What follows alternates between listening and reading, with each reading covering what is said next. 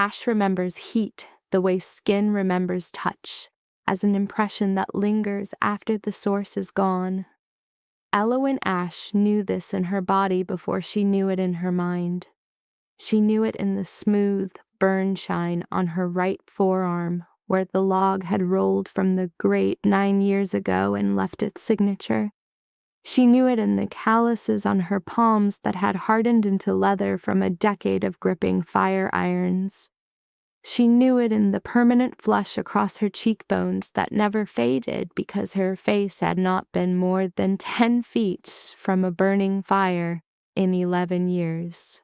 She knew it in the way she slept, curled on the hearthstone with her back to the banked coals, her canvas apron folded beneath her head, the ashes settling around her like gray snow. The stones held the day's heat through the night, releasing it in slow waves that kept the cold at bay until dawn, when the fire needed relighting and the cycle began again. She had slept this way since she was 12. She did not remember sleeping any other way, though she knew she must have, once in the settlement outside the walls, in a bed beside her mother. That warmth was different. That warmth had a heartbeat.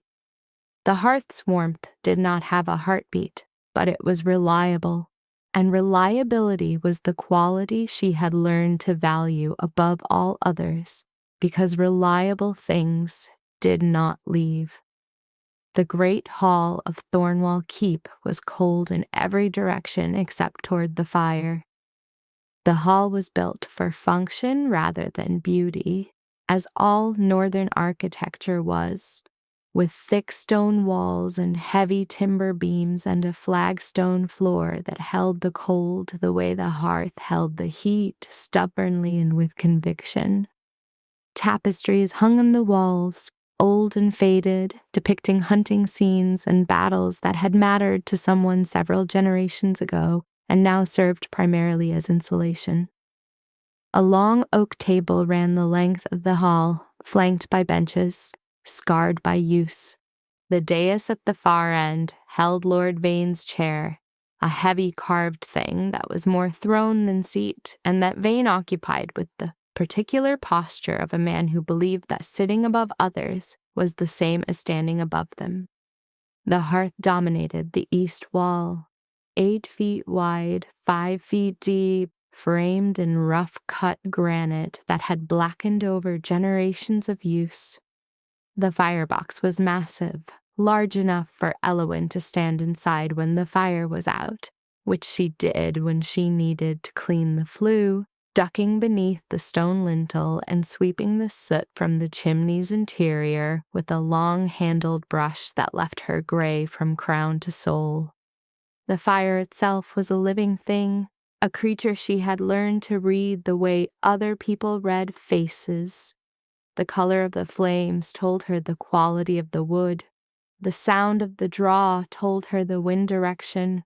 The behavior of the coals told her the hour, because a fire banked at midnight would be at a predictable stage of decline by 4 in the morning, and Elowyn's internal clock was calibrated to the fire's rhythm rather than to any external measure of time. She rose at 4. She rose the way she always rose, by rolling away from the warm hearthstone into the cold air of the hall and feeling the temperature difference hit her body like a statement. Here is the world without fire. This is what you keep at bay. She cleared the ash bed with her small iron shovel, scooping the overnight accumulation into the ash bucket and leaving the live coals exposed. She arranged kindling over the coals, thin dry sticks from the bundle she kept in the wood box beside the hearth, placed in the specific pattern her hands had developed over 11 years of practice. A triangle of kindling over the brightest coals, with gaps for air because fire needed breath the way people needed breath, and you could suffocate both by crowding them. She blew on the coals with the bellows. 2 short puffs followed by a sustained stream, and the kindling caught, and the flames rose, and the hall began its daily negotiation with the cold. She fed the fire in stages. kindling to establish the flame, split wood to build the base, full logs to sustain. She selected each piece from the wood box with the evaluative attention of someone choosing materials for construction, because that was what she was doing. She was building a fire, and a fire built wrong would burn wrong, and a fire that burned wrong would either consume its fuel too fast and die, or smolder and smoke and fill the hall with the acrid haze that made the servants cough and Lord Vane complain from his chair. Lord Vane never complained about the fire when Elowyn tended it. This was not because he appreciated her work. It was because the fire was always correct, and correct things did not generate complaints, and the absence of complaint was the closest thing to praise that Elowyn's existence in this household produced. By the 5th hour, the hall was warm. The fire was established, burning clean and strong, the flames a deep orange gold that indicated good hardwood at the right moisture content. The kitchen staff moved through the hall preparing for the morning meal, setting the table with bread and porridge and whatever the cold stores had yielded. Marta, the head of household, passed through on her morning inspection, her dark eyes scanning every surface and corner with the comprehensive attention of a woman who managed by seeing everything and commenting only on what fell short. Her eyes passed over Elowyn the way they passed over the hearthstones, registering function without registering the person performing it. Elowyn was accustomed to this. 11 years had taught her that invisibility was not a punishment, but a position. A place in the household's hierarchy that was below notice and therefore below trouble. People who were noticed were also judged, and people who were judged could be found wanting, and people found wanting could lose what little they had. Elowyn had little. She had the hearth. She had her fire irons and her bellows and her tinder pouch and her canvas apron. She had the warmth of the stones at night and the rhythm of the fire through the day and the knowledge that the great hall was warm because of her and that without her it would be cold. She had the ashes. The ashes were hers in a way that nothing else was, because no one else wanted them. Taryn found her at the 7th hour, when the hall was empty between meals and the fire burned on its own, and Elowyn was sitting on the hearth's stone lip with her back to the warmth, eating her morning ration of bread and dripping. The young guard sat on the nearest bench, uninvited but not unwelcome, and ate his own late breakfast with the unhurried pace of a man whose duty shift did not start until the 8th hour. He told her the king was coming. He said it the way he said everything, conversationally, as though the arrival of the Alpha King at Thornwall Keep was equivalent in significance to his sister's baby learning to clap. The king was making a winter progress through the northern holds. He would arrive within the week. The household was preparing. Elowyn looked at the fire. The king's arrival meant the fire would need to be larger, longer burning, more wood, which meant more hauling, which meant more hours. The great hall would host the king's party for meals and audiences, and the hearth needed to perform, needed to project heat and light and the particular welcoming atmosphere that fire created in the stone hall in winter.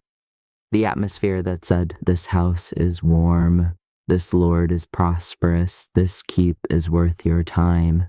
She would need to increase the wood supply. She would need to clean the flue. She would need to polish the hearthstones, which she did twice a year, with a mixture of ash paste and tallow that brought out the granite's dull shine.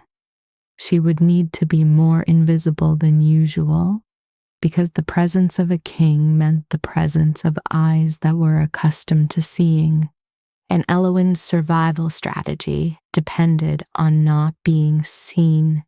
Taryn asked if she was nervous about the king's visit. He asked it with the genuine curiosity of a 20-year-old who was himself nervous and wanted company in the feeling. Elowin told him she was not nervous. She told him a fire did not get nervous about who sat beside it. The fire burned regardless. Taryn laughed. He told her she was stranger than anyone in this keep, which was saying something because Lord Vane's steward collected pewter figurines of horses. He finished his bread, stood, and left for his duty shift. Elowin sat on the hearth lip and ate the last of her bread and thought about kings. She had never seen one. She had never seen anyone of consequence, because the great hall during meals was full of people who were above her notice, and she was below theirs, and the two states created a mutual blindness that had served her for 11 years. A king would be another figure at the table, another body generating heat and consuming food and requiring the fire to burn, and Elowin would tend the fire the way she always tended the fire, by being present and competent and invisible. She stood. She went to the wood store. She began hauling extra logs for the king's arrival, carrying them 2 at a time across the courtyard in the thin winter light, her breath making small clouds that the cold erased before they reached shoulder height. The logs were heavy and rough and left splinters in her calluses and bark dust in her hair, and by the time she had built the supplementary stack beside the hearth, her arms ached and her dress was streaked with dirt, and the ash in her hair had mixed with the wood dust until she was the color of a winter sky, gray and brown and without edges. She looked at the fire looked back, the way fires do, with the impersonal warmth of something that consumes and gives in equal measure and does not distinguish between the hands that feed it and the hands that warm themselves beside it. Elowin fed the fire. The fire burned. The keep waited for a king, and the ash girl waited for nothing, because waiting implied an expectation of change, and Elowin Ash had stopped expecting change, the way she had stopped expecting warmth from anything that was not stone and flame. The king arrived on a Thursday in the snow with 12 riders and a cold that came through the main gate with them and sat in the courtyard like something that intended to stay. Elowin watched from the great hall doorway, standing just inside where the fire's warmth could still reach her. The riders came through the gate in a loose column, horses steaming, cloaks heavy with snow, the particular road-worn look of people who had been traveling for days and were done pretending that travel was glamorous. The lead rider dismounted first, and Elowin studied him because she studied everyone who entered her hall, not from curiosity, but from the professional assessment of a hearth keeper who needed to estimate how many bodies the fire would need to warm. He was not what she expected. She did not know what she expected, having never seen a king, but the expectations she had assembled from overheard descriptions and the assumptions of a woman who had spent 11 years watching Lord Vane's particular brand of authority involved a larger man, a louder man, a man who entered a space the way Vane entered a space, with the implied demand that the space rearrange itself around him.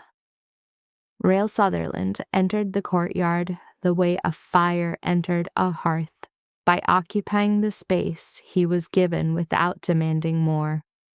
He was tall but not imposing, dark-haired, dressed in traveling leather and a fur-lined cloak that was practical rather than decorative. He moved with an easiness that Elowin recognized from watching good fires, the quality of something burning cleanly, without smoke, without waste, the complete combustion of fuel into energy. Lord Vane met the king in the courtyard with the careful enthusiasm of a minor lord receiving his sovereign, the particular performance of warmth that came from obligation rather than feeling. Elowin watched Vane's bowing and gesturing and the tight smile that never reached his calculating dark eyes, and she compared it to the king's response, which was a nod and a handshake and a comment about the cold that was directed not to Vane, but to the stable boy who was taking his horse. A comment that the boy answered with a startled grin because he had not expected the king to speak to him. The party moved toward the great hall. Elowyn retreated from the doorway and took her position at the hearth, the position she occupied during all meals and gatherings, standing at the stone lip with her fire iron in hand. Close enough to tend the fire, and far enough from the table to remain outside the sphere of attention that surrounded the household's social activities. She had built the fire to its maximum capacity for the king's arrival, a roaring blaze that threw heat across the entire hall and turned the granite walls amber. The hall was warmer than it had been all winter. She had spent 3 days preparing this fire, this specific fire, adjusting the fuel mix and the draw and the placement of logs to produce the particular combination of heat and light and sound that transformed a cold stone hall into something approaching welcoming. The king entered. His eyes went to the fire. Elowyn saw it happen. She was watching his face because she watched everyone's face when they entered the hall, reading their reaction to the heat the way a musician reads an audience's reaction to the first note. Most people registered the warmth unconsciously, a physical relaxation as the cold released its grip without ever connecting the warmth to its source. Lord Vane had walked past the hearth every day for 11 years without once looking at the fire because the fire was a condition of the hall rather than a product of someone's labor. The king looked at the fire. He looked at it the way Elowyn looked at it, with the assessing attention of someone who understood what they were seeing. His dark amber eyes moved over the blaze, reading it, and then they moved from the fire to the woman standing beside it. Their eyes met for 2 seconds. Elowyn, in her gray dress and soot-darkened apron and ash-dusted hair, standing at the lip of the hearth with her fire iron in her hand and 11 years of careful invisibility surrounding her like the smoke she breathed every day. The king, in his traveling leather and road-damp cloak, standing in the doorway of a hall that was warm because of the woman he was looking at. 2 seconds. Then Elowyn lowered her eyes because the rules of her existence demanded it and because eye contact with a king was a transgression she could not afford. She turned back to the fire. She adjusted a log with the iron, a minor repositioning that changed nothing but gave her hands something to do while the rest of her processed what had just happened. He had looked at her, not through her, not past her, at her. He had seen the fire, and then he had seen the firekeeper, and the connection between the two had registered in his eyes with the particular clarity of someone who understood that things did not happen without someone making them happen. She had been seen. After 11 years of cultivating invisibility as a survival strategy, a king had looked at her fire and followed the fire to her face, and she had been seen. The evening meal was loud and full and warm. Lord Vane performed the role of host with the practiced efficiency of a man who understood that the king's visit was an evaluation as much as a social call, and the great hall was the stage on which Vane's competence as a lord would be judged. The food was better than usual, which meant Marta had been raiding the reserves. The drink was plentiful. The conversation was the particular mixture of politics and flattery that northern lords used when speaking to their king, and Elowyn listened from her position at the hearth with the passive comprehension of someone who had spent 11 years hearing conversations without participating in them. She tended the fire. She fed it at intervals, adding logs when the flames diminished, adjusting the draw when the wind shifted and the chimney pulled differently. She worked without drawing attention, which was her art, the art of presence without visibility, the particular skill of existing in a space where other people lived and not being noticed by any of them. The king noticed. She did not know how she knew, but she knew. Through the meal, through the conversation and the flattery and the politics. She felt the weight of his attention return to the hearth at intervals, not staring, not watching in the sustained way that would draw comment, but returning, the way a compass returns to north, a small, regular correction of focus that brought his eyes to the fire, and to her, and away again. After the meal, when the hall emptied and the servants cleared the table and Lord Vane retired to his chambers and the fire burned low for the night, Elowyn began her evening routine. She cleared the ash bed. She banked the coals, arranging them in the dense mound that would hold heat through the night and provide the ignition point for the morning fire. She placed the fire screen. She checked the wood box, counting the remaining logs, calculating tomorrow's consumption. She spread her apron on the hearthstone. She lay down in the ashes. The warmth rose through the stone and into her body. the same warmth that had received her every night for 11 years, the same reliable, heartbeatless heat that asked nothing and gave consistently and was the only companion that had never disappointed her. She curled on her side, her back to the banked coals, the ash settling around her in soft gray drifts. She closed her eyes. She thought about the king's eyes finding hers across the hall, the 2 seconds of being seen, and she held the memory the way she held heat, pressing it close and hoping it would last. In the guest quarters above the great hall, Rael Sutherland sat at the writing desk and did not write. He looked at the wall and thought about the woman sleeping in the ashes of the fire she tended. And the thought was the kind that settled into the architecture of his attention and refused to be rearranged. A foundation stone that had dropped into place without being invited and now supported everything above it. He had visited 11 keeps on this progress. He had been hosted by 11 lords who performed prosperity and loyalty and competence with varying degrees of conviction. He had eaten in 11 great halls and been warmed by 11 fires, and not once, in any of those halls, had he looked at the fire and thought about who made it burn. This fire was different. This fire was the work of someone who understood fire the way he understood governance, as a discipline that required sustained attention and produced results that most people consumed without acknowledgement. The firekeeper was a woman who slept in the ashes of her own work, and the fact that she slept there, that she had made a bed of what everyone else discarded, told him more about Thornwall Keep than Lord Vane's entire performance at dinner. He did not sleep for a long time. He sat at the desk and thought about ash and warmth and the difference between the two, which was the difference between what was left behind and what was given. And when he finally slept, the bed was warm and the room was heated by the chimney that shared a wall with the great hall's flue. And the warmth that reached him had been made by the same hands that were curled in the ashes 3 floors below. On the second morning, the king came to the great hall before dawn. Elowyn was relighting the fire. She was on her knees at the hearth, blowing on the coals through her bellows, coaxing the overnight embers back to flame with the patient, rhythmic attention that the task required. Her hair was loose, not yet pinned for the day, ash-brown strands falling around her face. Her dress was wrinkled from sleeping in it. The ashes clung to her left side, where she had been lying, a gray imprint of the hearthstone pressed into the fabric. She did not hear him enter.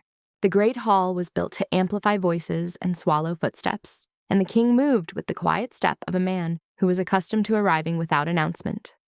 She became aware of his presence when the air shifted, the particular change in a room's atmosphere when a body occupied space that had been empty, and she turned on her knees and found him standing 12 paces from the hearth, watching. She scrambled to her feet. The bellows dropped from her hand and clattered on the stone. Ash puffed up from her dress in a small gray cloud.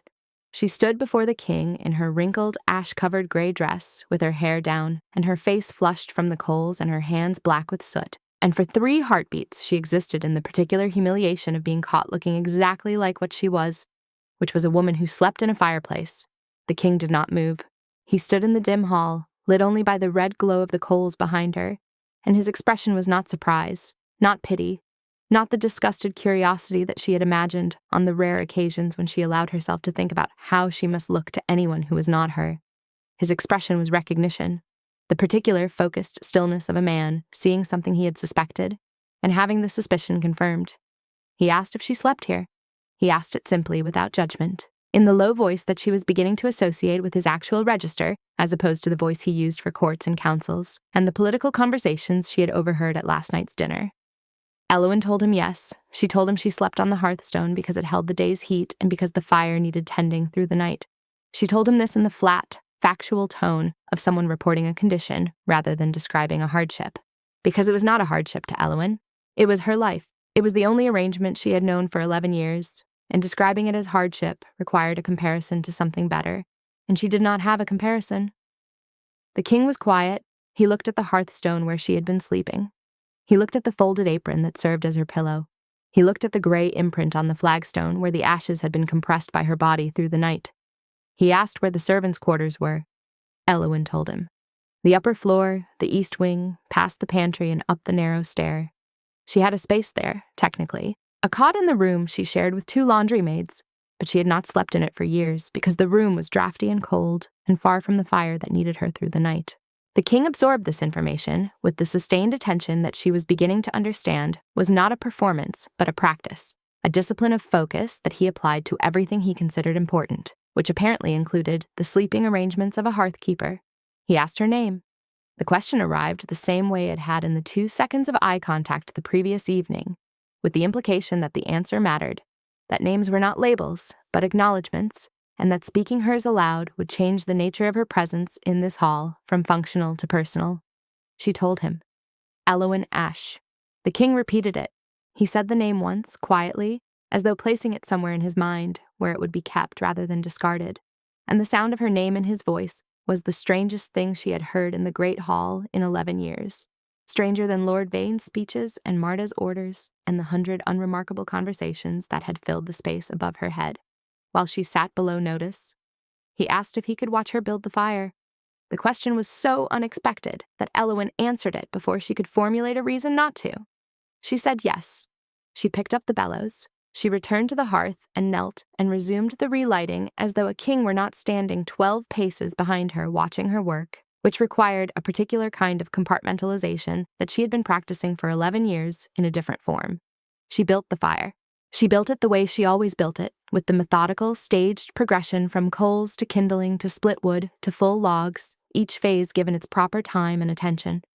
She narrated as she worked, not intentionally but reflexively, the way someone who had not had a genuine audience for their skill in 11 years suddenly found the words spilling out when the audience arrived. She told him about the wood, the difference between green wood and seasoned wood, and the particular qualities of birch versus oak versus pine, and why a hearth this size needed a combination of all three to burn properly. She told him about the draw, the chimney's appetite for air, how the wind direction changed the fire's behavior, and how she compensated by adjusting the damper. She told him about banking coals, the geometry of it, the way you arrange the embers to preserve heat through the longest hours and still have enough ignition to restart in the morning. She told him about ash. She told him that ash was not waste, but evidence, the remains of something that had given all its heat and light and had nothing left except the proof that it had burned. She told him that the ash bed insulated the coals and that removing all of it would actually make the fire harder to maintain, that a layer of ash was protective, and that she slept on it because the ash remembered the fire's warmth and gave it back slowly through the night. The king listened.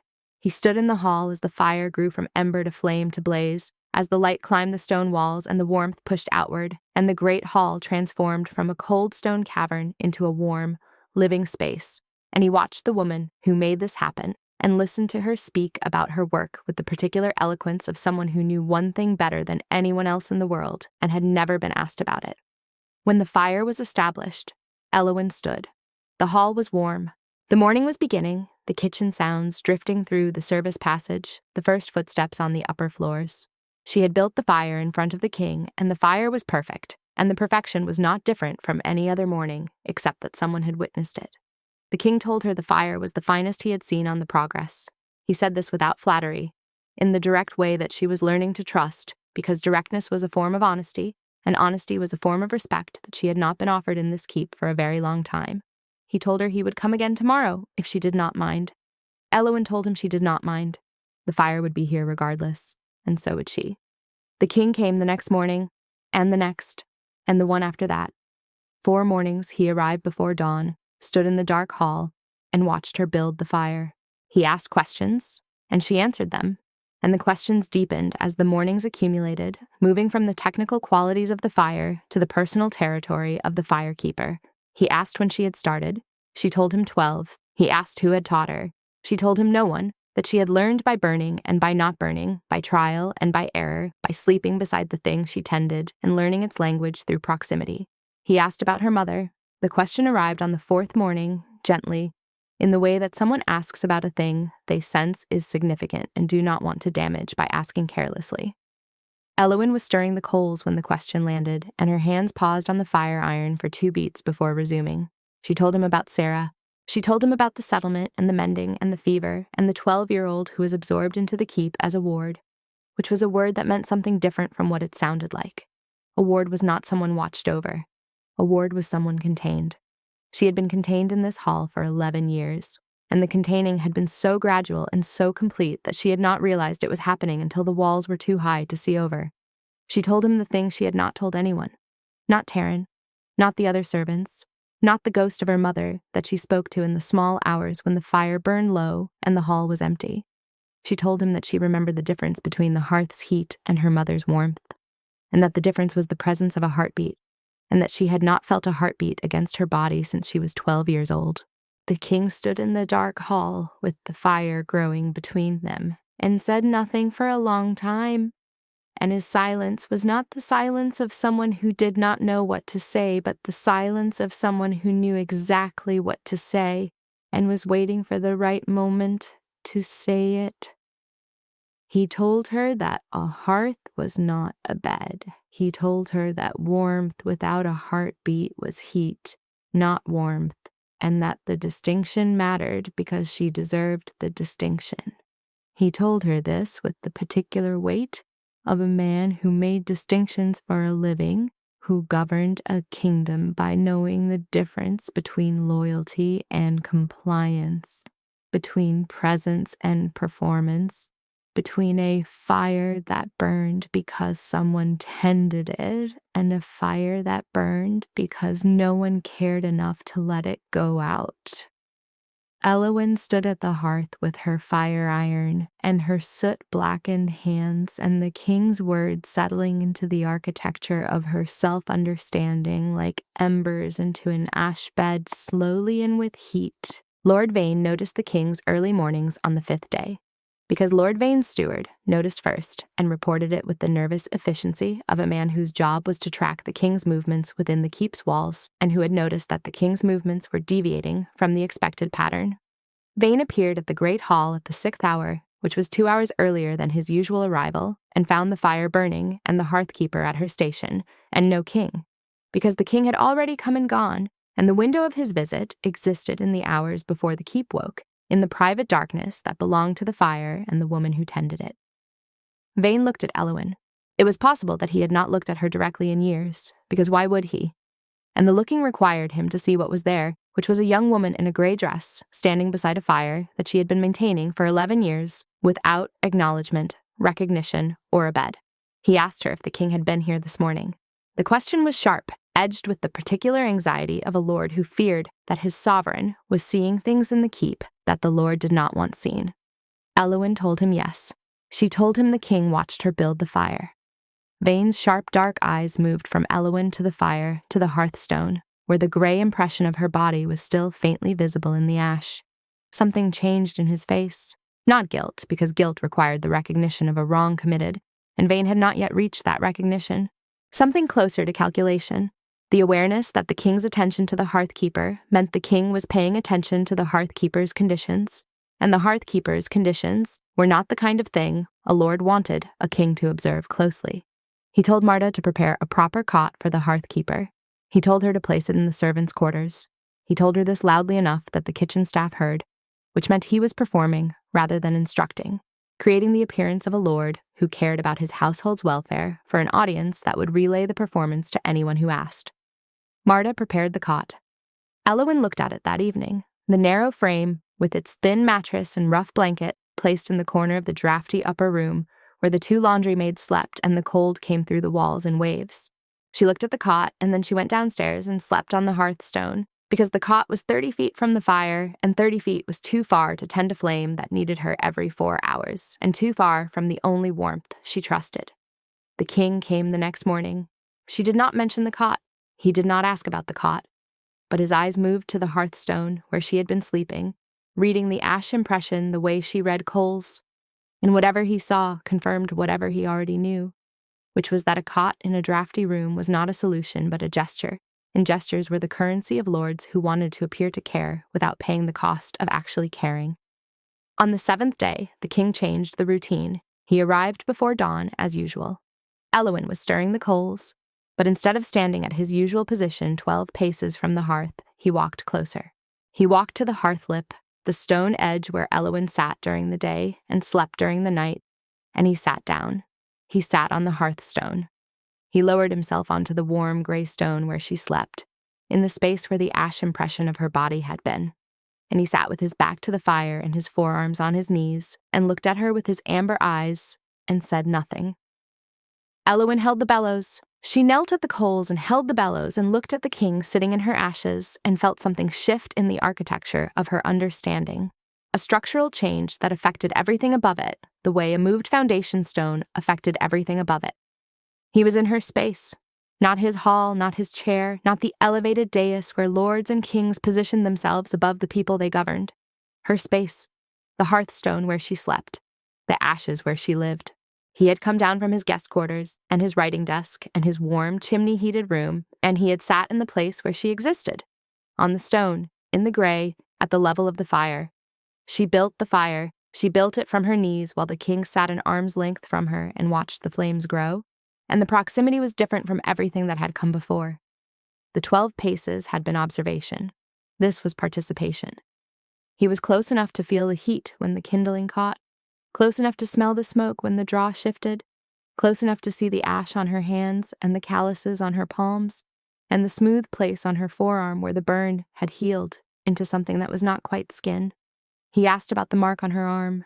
He asked quietly, in the voice he used only in the dark hall before dawn, the voice that belonged to the space between the dying coals and the new fire. Elowyn told him. A log rolled from the grate when she was 14. She was feeding the fire, and the log shifted and fell against her forearm, and she did not drop it because dropping a burning log on the flagstone would scatter embers and possibly ignite the rushes that had been on the floor before Marta replaced them with stone. She held the log for 3 seconds, long enough to press it back into the grate with the iron, and the 3 seconds left their mark. The king looked at the mark. He looked at the woman who had held a burning log rather than drop it because the floor was more important than her skin, and his expression was the expression of a man who was seeing something that made him angry in a very specific way. The cold, focused anger of someone who understood systems and recognized that the system had produced a woman who valued a floor more than her own body because the system had taught her that her body was worth less. He told her that the fire was important. He told her the fire was the most important thing in this hall. But the fire was not more important than her. Elowyn looked at him.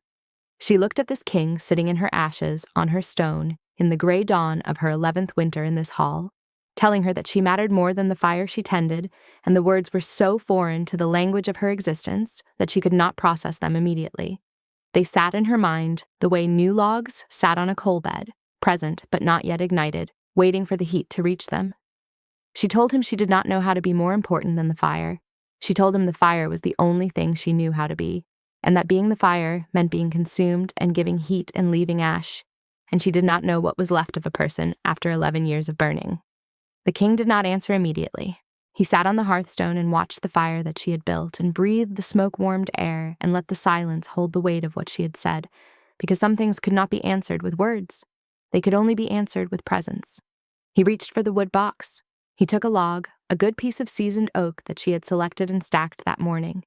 He placed it on the fire, not expertly, not with the particular knowledge of grain and placement that 11 years had given her, but carefully with the attention of someone who wanted to participate in the work rather than observe it. The log caught. The flames embraced it. The fire grew brighter. The king looked at her. He told her he was not going to ask her to leave the hearth. He told her he understood that the hearth was her place and her work and her identity, and he would not diminish any of those things by telling her they were not enough. But he told her he was going to sit here, on this stone, in these ashes, beside this fire, for as long as his visit lasted. He told her that if the only warmth she would accept was the hearth's warmth, then he would come to the hearth, because that was where she was, and he wanted to be where she was. Elowyn looked at the fire. She looked at the log the king had placed, burning now, contributing its heat to the blaze she had built. His log in her fire, his presence in her space, his words in the silence that she had maintained for 11 years. She told him the log was placed well. She told him he had good instincts for the weight and the angle and the spacing. The king smiled. It was the half smile she had seen at dinner, the one that was more honest than a full smile, and in the firelight it transformed the serious planes of his face into something that was not regal or commanding, but simply warm. Human warm. Heartbeat warm. She looked away. She stirred the coals. The fire burned. The king sat on the hearthstone every morning for 3 more days. He sat and watched her build the fire and occasionally placed a log when she nodded toward the wood box, and the placing became a conversation, a language of weight and timing, and the particular collaboration that emerged when 2 people worked on the same task from different levels of expertise, but with equal investment. On the 10th day, the morning routine changed again, but this time the change came from outside the great hall. A rider arrived at Thornwall before dawn, entering through the main gate with the hard-driven urgency of someone who had been traveling through the night. Elowyn heard the hooves on the cobblestones while she was stirring the coals, the sharp staccato of a horse pushed past comfort, and she heard the gate guard's challenge and the rider's response and the footsteps that followed, rapid and purposeful, heading not for the guest quarters but for the great hall. The king was already on the hearthstone when the messenger entered. He read the dispatch by firelight, holding the paper at an angle to catch the flame's illumination, and Elowyn watched his face change. Not dramatically, not in the way of someone receiving catastrophic news, but in the subtle recalibration of a man shifting from one mode of existence to another, from the person who sat in the ashes to the king who governed the northern holds. A border dispute in the eastern territories had escalated. Two minor lords claiming the same stretch of river valley, and the claiming had progressed from words to armed posturing, and armed posturing in the north during winter was 3 days from actual combat if left unaddressed. The king needed to leave. The king needed to leave today. Elowyn fed the fire while the keep woke and mobilized around her. She fed it with the steady attention that she gave every fire, regardless of what was happening in the hall, because the fire did not care about border disputes, and the fire needed the same logs and the same air and the same tending, whether a king was leaving or staying or had never arrived at all. This was the fire's reliability. This was what she trusted. The fire did not leave. The fire did not change its behavior based on political events. The fire burned. The king's party assembled in the courtyard by the 8th hour. 12 riders, horses saddled, supplies packed. Lord Vane performed the farewell with the same manufactured warmth he had performed the welcome, bowing and assuring and promising loyalty with the fluency of a man for whom loyalty was a vocabulary rather than a practice. Marta managed the provisioning. Taryn stood at the gate in his guard position and caught Elowyn's eye as she stood at the great hall doorway and gave her a small nod that meant, "I know and I am sorry," which was more emotional sophistication than she usually credited him with. The king did not come to the great hall to say goodbye. This was reasonable. A king departing on urgent business did not make a circuit of the keep to farewell each member of the household. The hearthkeeper was a member of the household. The hearthkeeper would be farewelled by the fact of his departure and nothing more. Elowyn stood at the doorway and watched the riders mount. She watched the king swing onto his horse with the efficient movement of a man who had spent years traveling between holds. She watched the column form, heard the command, watched the gate open. The king turned his horse. He turned it away from the column and rode it across the courtyard to the great hall entrance where Elowyn stood in her gray dress with ash on her hands and smoke in her hair. He looked down at her from the saddle.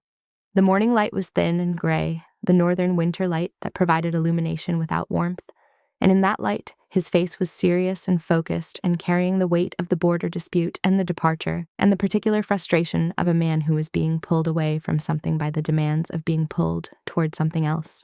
He told her he would return. He said it simply, without embellishment, in the voice that he used before dawn when the fire was growing and the hall was dark and the words between them were the most honest words either of them spoke all day. Elowyn looked up at him. She wanted to say something that mattered, something that would carry across the weeks or months of his absence and remain warm, the way the hearthstone remained warm, but she did not have the language for it. She had the language of fire and ash and heat retention and draw management and the structural properties of seasoned oak, and none of those words were adequate for the thing she was feeling, which was the awareness that a heartbeat was leaving and the hearth was staying and the hearth was not enough. She told him the fire would be ready when he came back. The king looked at her for a long moment. Then he reached into his cloak and removed something. A pair of heavy leather gloves, lined with wool, the kind of gloves that a man who rode in northern winters kept close to his body for warmth. He held them out to her. Elowyn took the gloves. They were warm from his body heat. She held them, and the warmth was different from the hearth's warmth, different from the stone's warmth, different from the fire's warmth. It was the warmth of a person, the warmth with a heartbeat in it, transferred through leather and wool into her cold, chapped hands. The king turned his horse, the column moved through the gate, the hooves faded on the road, and the gate closed, and the courtyard was empty. Elowyn stood in the doorway holding the gloves. She held them until the warmth faded. Because body warmth did that, it faded. It was not reliable the way the hearth was reliable. It depended on proximity and presence and the willingness of the warm body to remain. But it was warm in a way that the hearth could not be. Warm with the implication of a person. Warm with the suggestion that someone had been here and would be here again. She carried the gloves to the hearth. She placed them on the stone lip where she sat during the day, in the spot the king had occupied for the past 7 mornings. She sat beside them and looked at the fire and felt the particular emptiness of a room that had contained a person and now contained only the evidence of their absence.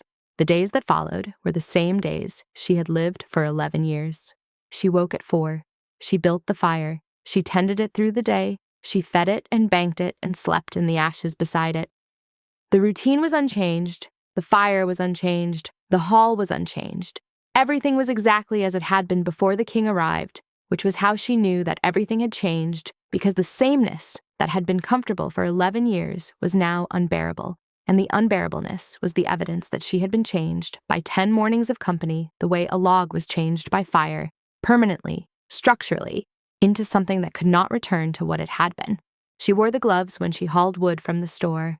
The calluses on her palms pressed against the wool lining, and the leather protected her hands from the splinters and the cold, and the protection was a small, continuous reminder that someone had looked at her hands and thought about them when he was not there. Taryn noticed the gloves. He asked where she had gotten them, because a hearthkeeper did not own gloves like these, gloves that were made for a person of means and warmth rather than a person of ash and labor. Elowyn told him a visitor left them. She did not say which visitor. Taryn looked at the gloves and looked at her face and arrived at the conclusion without being given the route, because Taryn was young and observant and had spent enough late suppers in the empty hall to know that the hearthkeeper's world was small and that anything new in that world was significant. He told her the king would come back. He said it with the confidence of a young man who believed that promises from powerful people were kept because they were promises and because the people were powerful, which was not how Elowyn understood the world, but was a nice way to understand it, and she did not correct him. Lord Vane did not maintain the improvements he had performed during the king's visit. The cot in the servants' quarters was reassigned to a new kitchen maid within a week. The food rations returned to their pre-visit levels. The keep settled back into its routines, and the routines did not include noticing the hearthkeeper, and Elowyn resumed her position in the hierarchy of invisibility as though the king had never come and sat in her ashes and told her she was more important than the fire. But the gloves were real. The gloves were on her hands every morning when she hauled wood, and every morning the leather and wool reminded her that the world outside the hearthstone contained a man who had sat on her floor and placed a log in her fire and looked at her with amber eyes and said he would return. She tended the fire burned, the weeks passed, and Elowyn Ash waited, which was a new experience for a woman who had spent 11 years not waiting for anything, because waiting required hope, and hope was a fire she had forgotten how to light. 6 weeks later, in the deepest cold of the northern winter, the fire went out. It had never gone out. Not once in 11 years. Not when Elowyn was sick with the winter cough at 15 and tended the fire through fever. Not when the wood delivery was delayed by 3 days, and she burned furniture from the storage cellar because the fire needed fuel and the hall needed heat.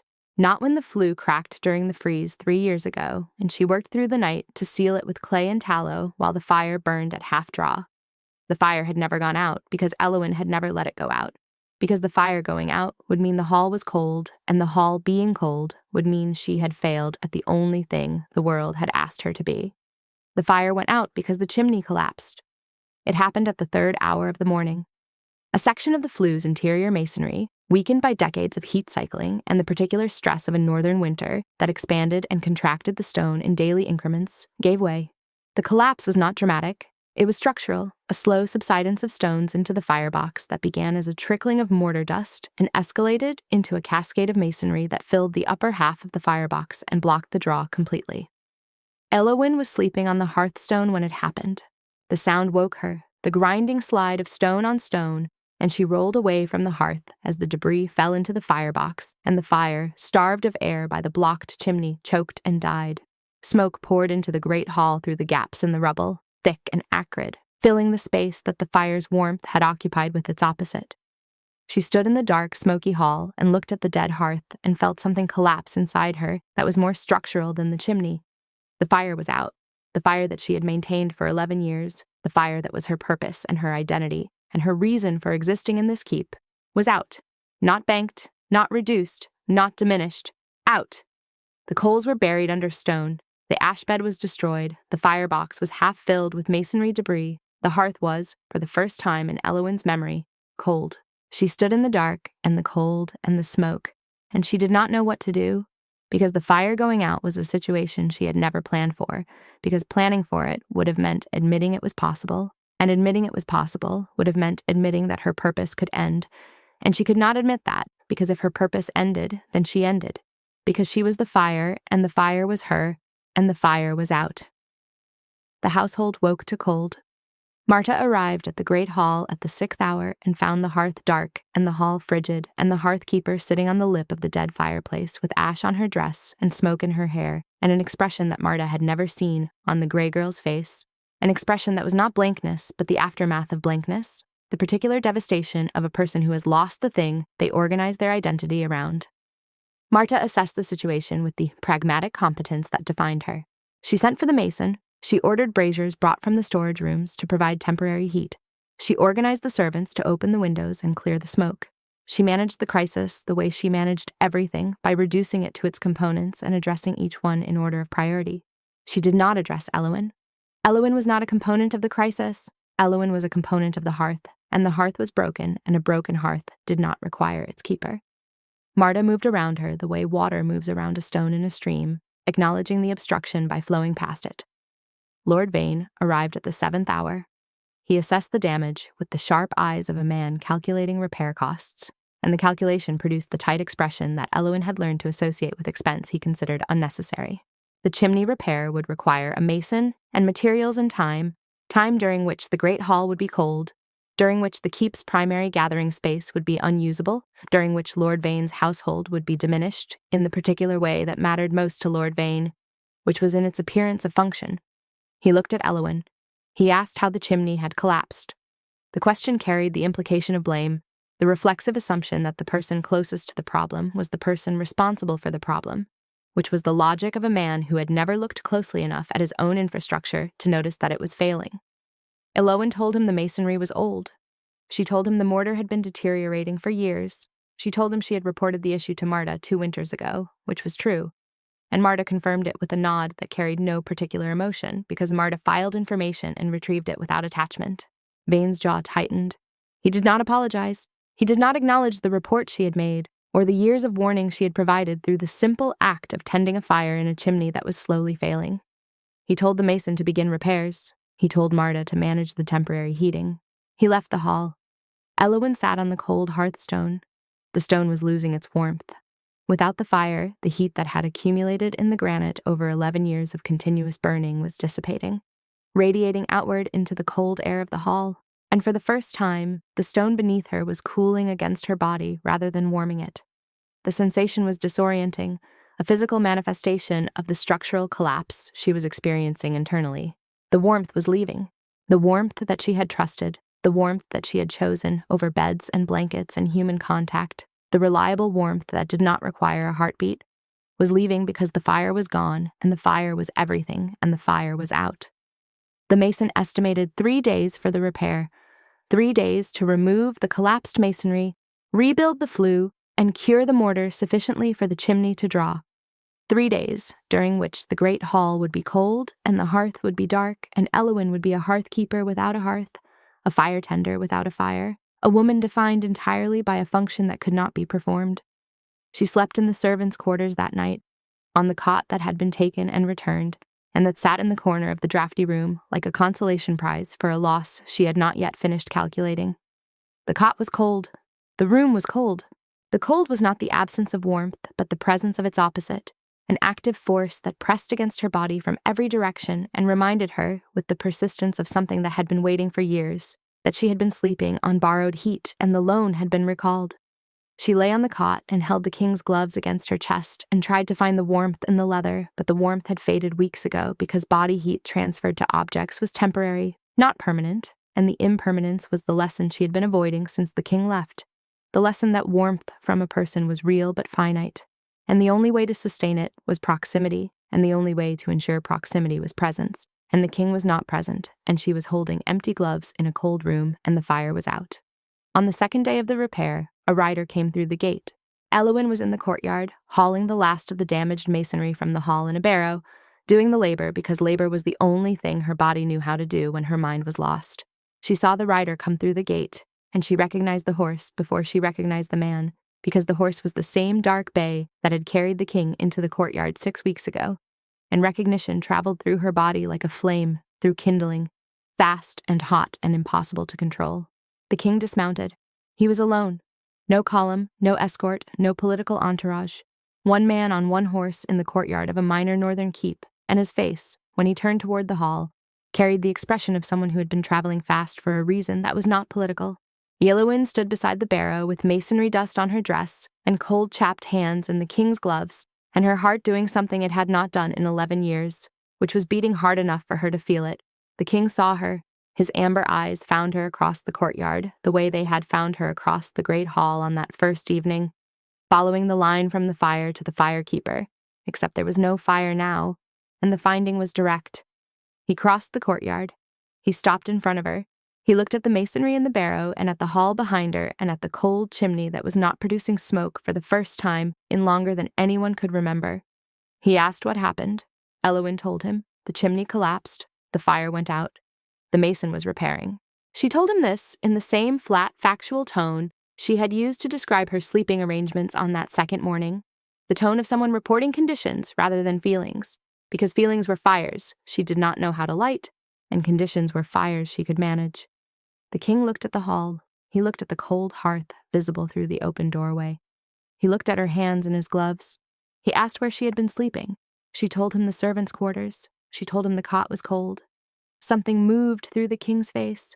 Not anger, not this time. Something quieter and more devastating, the particular expression of a man who understood systems and understood that the system had produced a woman who described a cold cot the way she described a chimney collapse, as a condition rather than a crisis, because the system had taught her that her comfort was a condition and never a priority. He walked into the great hall. Elowin followed.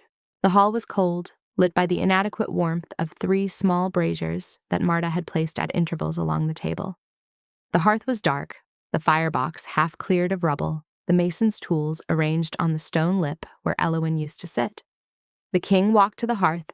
He looked at the damaged firebox. He looked at the cold stone. He looked at the gray impression in the ash that still remained on the hearthstone, despite 2 days of no fire, the fading outline of a woman's body pressed into 11 years of accumulated ash, the ghost of every night she had spent on this floor. He knelt. He picked up the mason's tools and set them aside. He cleared a space on the hearthstone, brushing the debris and the dust away with his hands, and Elowin watched the king kneel on the floor of the great hall and clear her sleeping space with his bare hands, and understood that she was watching something that was not a gesture and not a performance, and not the kind of thing that lords did when they wanted to appear to care. He told her to show him where the secondary flue was. Every large hearth of this construction had a secondary draw, a smaller channel built into the chimney structure for exactly this kind of failure, a backup that could sustain a modest fire while the primary flue was repaired. He knew this because he had spent 5 years visiting northern keeps and learning their architecture, and he knew it because he paid attention to the things that kept people warm. Elowin showed him. The secondary flue was a narrow channel on the left side of the chimney, blocked by a clay damper that had not been opened in years. She had known it was there. She had not thought to use it because the collapse had taken her capacity for problem-solving along with her fire, and the two were connected in ways she had not understood until now. The king opened the damper. He cleared the secondary channel with the mason's longest brush. He told Elowin to build a fire. She looked at the small opening. The secondary flue could support a fire a quarter the size of the main hearth. It would not heat the hall. It would not fill the firebox with the roaring blaze that she had maintained for 11 years. It would be small and modest and insufficient for the purpose that the great hall's hearth was designed to serve. The king told her to build a fire. He said it again, not as a command, but as a recognition, the acknowledgement of what she needed, which was not a repaired chimney or a proper bed or a cot in a drafty room. What she needed was a fire that she built, a fire that she tended, a fire that burned because of her. Elowin knelt at the hearth. She gathered kindling from the woodbox. She arranged it over a small bed of coals from one of the braziers, placed in the corner of the firebox nearest the secondary flue. She used the bellows, 2 short puffs, 1 sustained stream. The kindling caught. The flame rose, small and tentative, nothing like the confident blaze she was accustomed to producing. The smoke hesitated, then found the secondary channel and the draw established, and the fire burned. It was a small fire. It was the smallest fire Elowin had built in 11 years. It heated nothing except the immediate circle of stone around it, and the light it produced was modest, a warm amber pool that extended 5 feet in every direction and left the rest of the hall in shadow. But it was a fire, her fire, built by her hands, tended by her attention, burning because she had made it burn. And the sight of it, the small living flame in the dark dead hearth, broke something open in her chest that she had been holding closed since the chimney collapsed. and she sat on the hearthstone beside the small fire and pressed her hands against the warming stone and felt the warmth return. Not the massive, impersonal heat of the great hearth, but a smaller warmth, a personal warmth, the warmth of a fire that was exactly the right size for one person. The king sat down beside her. He sat on the hearthstone, in the ashes, in the space that he had claimed 10 mornings ago and that had been waiting for him since. He sat close enough that his shoulder was near hers, close enough that the warmth coming from his body was distinct from the warmth coming from the fire, and Eowyn could feel both. And the two warmths were different, and the difference was a heartbeat. She told him she thought the fire going out was the worst thing that could happen. She told him it was the thing she had feared most for 11 years, the thing she had organized her entire existence around preventing. She told him that when it happened, she did not know who she was, because she was the fire and the fire was out. The king listened. He sat beside her in the glow of the small fire and listened with the sustained attention that was his gift and his practice, and the thing that had made him a good king and was now making him something else, something that Eowyn did not have a word for, because her vocabulary was fire and ash and heat, and this was none of those things, and all of them at once. He told her she was not the fire. He told her the fire was her work, and her work was extraordinary, and her work deserved recognition and respect and a proper bed and hands that were not calloused from holding burning logs. But she was not the fire. She was the person who built the fire. She was the person who understood fire better than anyone he had met in 11 keeps across the northern holds. She was the person who slept in ashes because the world had not given her anything warmer, and the failure was the world's, not hers. He told her he had come back because he said he would come back, and because promises were the one fire he did not let go out. Eowyn looked at the small flame. She looked at the king's hands resting on his knees, the scarred knuckles, and the long fingers, the hands that had cleared her sleeping space and opened the secondary flue and placed a log in her fire on a morning that now felt like it had happened in a different lifetime. She leaned against his shoulder. The contact was small, the slight pressure of her body against his, and the warmth that traveled through the point of contact was the warmth she had been missing for 11 years. Heartbeat warmth, person warmth, the warmth that her mother had given her before the fever and before the keep and before the ash. The king did not move away. He shifted his weight to accommodate her, the small adjustment of a body making room for another body. And his shoulder was solid against her temple, and his breathing was steady, and his heartbeat was audible through the fabric of his cloak. A slow, regular rhythm that was different from the fire's rhythm, more alive, more variable, carrying the particular music of a living system rather than a chemical one. They sat beside the small fire in the dark hall. The braziers flickered at the table. The cold pressed against the walls. The chimney repair would take another day, and then the great fire would be rebuilt, and the hall would be warm again, and the hearth would resume its dominance of the room. But for now, the fire was small. For now, the warmth was personal. For now, a king sat in the ashes beside a woman who had slept in them for 11 years, and the ashes were not waste. The ashes were evidence that something had burned brightly enough to leave a mark, and that the mark was worth sitting in, worth returning to, worth traveling alone through a northern winter to find. Eowyn closed her eyes. The fire crackled. The king breathed. And for the first time in 11 years, the warmth she felt against her body had a heartbeat in it, and the heartbeat was choosing to stay. The mason finished the repair the following day. Eowyn rebuilt the great fire in the repaired hearth, the full blaze, the roaring 8-foot flame that heated the hall and warmed the stones and pushed the cold back into the walls where it belonged. The fire was the same. The fire was unchanged. The fire burned the way it had always burned, reliably and without condition. But the hearthstone now held 2 impressions in its ash. One gray outline where the hearthkeeper slept, small and curled, familiar, and beside it, a second, larger, newer impression where the king had sat, close enough to touch, present enough to warm. Eowyn looked at the 2 marks in the ash and understood that the fire was still her work, and the hearth was still her place, and the ashes were still her bed. But the bed had room for more than one now, and the warmth had more than one source, and she was not the fire. She was the person who built it, and someone had come to sit beside her while it burned.